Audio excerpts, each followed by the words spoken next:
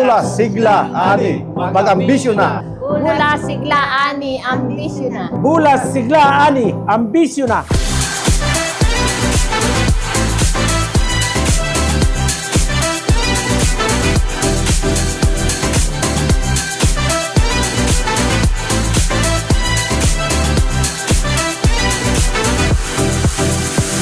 Ilabas ang tunay na galing ng iyong pananim. Bulas, sigla, ani, mag-ambisyon na.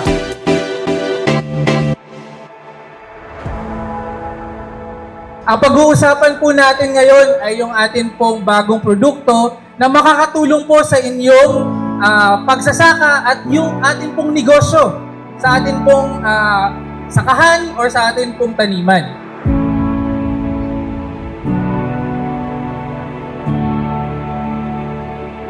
Pag sinabi nating biostimulant, ito yung naglilink or nagdudugtong doon sa kadalasang ginagamit natin sa pagsasaka, which is yung crop protection and then crop nutrition. So pag sinabi nating crop protection, ito yung mga ginagamit natin para maproteksyonan yung ating halaman laban po sa mga pesting damo, pesting insekto at sakit. Tama po? Pag sinabi nating crop nutrition, dito po napapabilang yung mga fertilizer, foliar fertilizer, soil enhancer. So ang ginagawa po niyan, yun po ang nagpo-provide ng nutrients or pagkain ng halaman. So yun po yung crop nutrition. So pag sinabi naman nating crop biostimulation, ito po ay naglalaman or gawa po siya sa amino acid, seaweed extract, fulvic acid, at ang ginagawa po nito ay minamaximize niya po yung crop protection.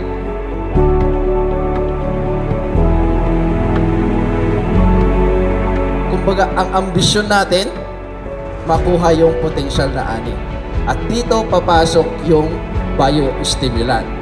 So kahit naglagay ka ng abono, maganda yung pananim mo, malinis sa sakit, walang insekto, pero na-stress yung halaman mo. Sa tingin nyo po ba sapat na yung dalawang bagay na yun para makuha natin yung potential na ani?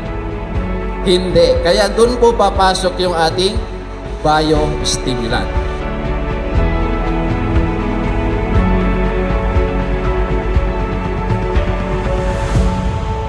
So pag sinabi po nating bulas, ito po yung mabilis na paglaki po ng dahon, ng ugat, ng puno.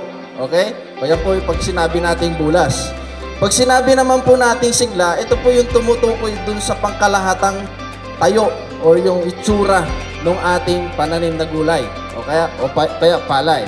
At syempre, pag meron kang bulas, meron kang sigla, sigurado po yung dekalidad na ani.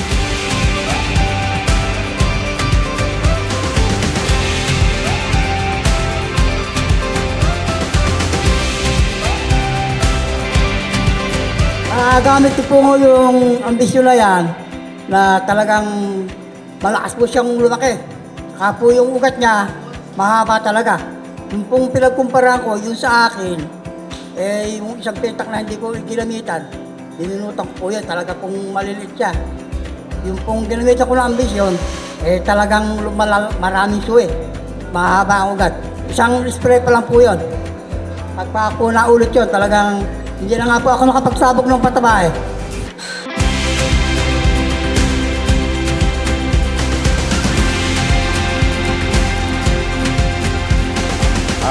Yung nakita ko sa tanim ko ngayong gumamit ako ng ambisyon, na ikukumpara ko siya dun sa katabi ko. Pila-pilang pagitan namin, saka same variety kami. Ang nakita ko doon, mas maganda yung pagbulas niya. Mas maganda yung kulay niya. Mas mabilis siyang lumaki, mas makapal siyang mag-sway. Kung ikukumpara mo dun sa hindi na-applyan ng ambisyon. Tapos ang napansin ko pa sa kanya, parang mas matibay yung katawan niya kaysa ikumpara mo sa hindi na-applyan ng ambisyon. Saka isa pang napansin ko dyan, yung mas resistant siya sa mga peste, sa mga sakit na dumadapo sa palay, mas resistant siya. Bulas, sigla, ani. Pag ginamit natin si Ambition, magbibigay sa Ambition ng bulas, sigla, ani. So, critical stage po, bulas, kapag kailangan ng Ambition para lumaki yung ating halaman, sigla. Pag masigla ang ating halaman, magbibigay siya ng magandang ani po. Dagdag kaalaman. Maraming nadagdag sa kaalaman ko. Kahit na hindi ako naggugulayan, pero nakita ko may mga kwandi sa gulay, pwede rin palang magamitin. Yung mga ganun pa, simpleng kwan, dahil may mga kaibigan naman tayo na mga naggugulayan, pwede kong i-share sa kanila yun, yung mga bagay na yun. Number one na pwede kong i-recommend yan dahil sa ngayon nasubukan ko na. E di lalo na pagka sa mga susunod na cropping, makikita yung development dito sa anihan, lalong maipupursige yan, lalong mag-i-interest yung mga ibang magsasaka dahil makikita nila talagang may improvement talaga sa ani. Mula pa, talagang panatiko na ako ng Bayer. Kaya nagpapasalamat ako sa pamunuan ng Bayer dahil sa mga bagong mga pag-aaral nila, mga bagong produkto nila na naisishare nila sa mga kagaya kong magsasaka na pinakikinabangan naman ng lubos ng mga naniniwala sa mga produkto ng Bayer. Salamat sa pag-aaral at pag-share ng kaalaman tungkol sa pagtatanim. Thank you very much, Bayer.